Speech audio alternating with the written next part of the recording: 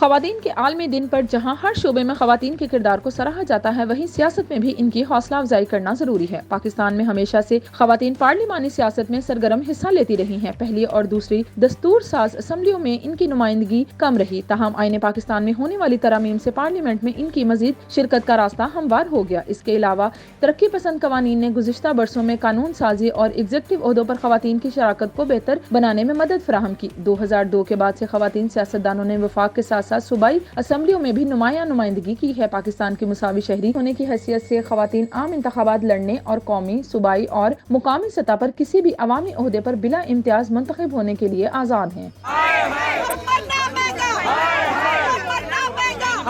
انہیں آزادانہ حق ہے کہ وہ تمام انتخابات، عام یا ضمنی انتخابات میں اپنے حق رائے دہی کا استعمال کریں۔ وہ خواتین کے مخصوص کوٹا کے ذریعے بھی براہ راست انتخابات لڑ سکتی ہیں۔ خواتین کو کسی بھی اعلیٰ سرکاری عہدے پر فائز ہونے کی کوئی قانونی رکاوٹ نہیں ہے۔ پاکستان نے بطور وزیر اعظم، وفاقی وزیر، اسپیکر اور قائد حزب اختلاف وغیرہ کی حیثیت سے خواتین کو مواقع دیے ہیں۔ پاکستان میں پے در پہ آنے والی حکومتوں اور اراکین پارلیمنٹ نے قانون ساز اداروں میں خواتین کی نمایاں نمائندگی کو یقینی بنانے میں اپنا اہم کردار ادا کیا۔ اس کے لیے حکومت نے آئین اور پاکستان کے قوانین میں متعدد دفعات متعارف کرانے کے ذریعے مثبت اقدامات اٹھائے۔ مثال کے طور پر 1956 کے آئین میں پاکستان نے غیر جمہوری پارلیمنٹ میں خواتین کے لیے 10 نشستیں، مشرقی اور مغربی پاکستان کی 5 نشستیں مختص کی۔ 1962 کے آئین پاکستان نے قومی اسمبلی میں خواتین کے لیے 6 نشستیں، مشرقی اور مغربی پاکستان کی 3 نشستیں مختص کی۔ 1973 کے آئین میں آئین کے شروع ہونے والے دن سے قومی اسمبلی کے لیے 10 سال کی مدت کے لیے خواتین کے لیے 10 نشستیں مخصوص کی۔ 1985 میں 10 نشستوں کو بڑھا کر 20 کر دیا گیا تھا، جبکہ خواتین کے لیے مخصوص نشستوں کو سن 2002 میں جنرل پرویز مشرف دور میں 60 کر دیا گیا تھا۔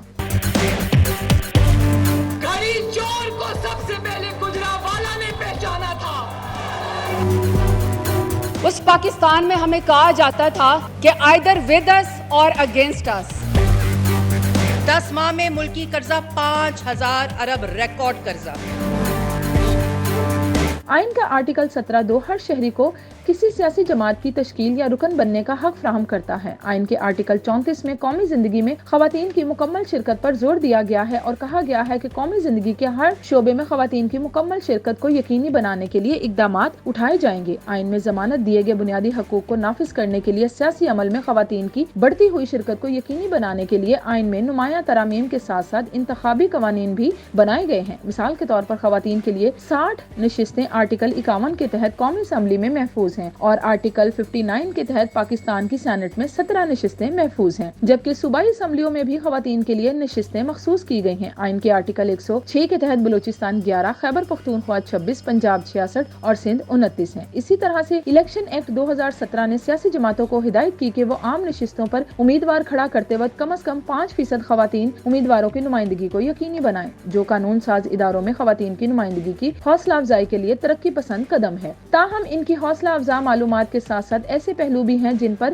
ابھی ہمیں کام کرنا ہے۔ سیاست میں خواتین کی شرکت کے حوالے سے جس موضوع کو عام طور پر نظر انداز کیا جاتا ہے وہ خواتین سیاستدانوں پر ہونے والے ذاتی نوعیت کے حملے اور سوشل میڈیا پر ان کی کردار کشی ہے۔ یہ بحیثیت قوم خواتین کی طرف ہمارا عمومی رویہ بھی ہے۔ زیادہ ہولناک بات یہ ہے کہ شوبز اور میڈیا کی اہم شخصیات جن کو ہزاروں لاکھوں لوگ فالو کرتے ہیں، انہیں ایک بہتر اور ذمہ دار رائے قائم کرنے کی بجائے اس گھنونے عمل میں شریک دیکھا جا سکتا ہے۔ ٹویٹر پر وینا ملک مسلم لیگ نون کی رہنما مریم نواز کے بارے میں اکثر بےہودہ الفاظ استعمال کرتے دیکھی گئی ہیں۔ سلسلہ یہاں نہیں رکا، بلکہ ایسے ٹویٹس پر لوگوں کو مریم نواز کی ذاتیات پر حملے کرنے کا ایک اور موقع مل جاتا ہے۔ افسوسناک امر یہ ہے کہ ہماری ملکی سیاست میں شروع سے ہی خواتین کی کردار کشی کی جاتی رہی ہے اور سیاسی اختلاف کی آڑ میں بد اخلاقی کی ساری حدیں پار کرنا ان مفاد پرست سیاستدانوں کا پرانا طریقہ ہے۔ تاریخ گواہ ہے کہ فاطمہ جناح کو بھی نہیں بخشا گیا۔ ذوالفقار علی بھٹو کی جانب سے ایک جلسے میں ان پر ہونے والا ذاتی حملہ آج بھی بہت سے لوگوں کو یاد ہوگا، جس میں انہوں نے کہا تھا کہ محترمہ سے پوچھا جائے کہ وہ شادی کیوں نہیں کرتی۔ اس کے بعد خود پیپلز پارٹی کی خواتین بھی اس طرح کے رویے کا نشانہ بنی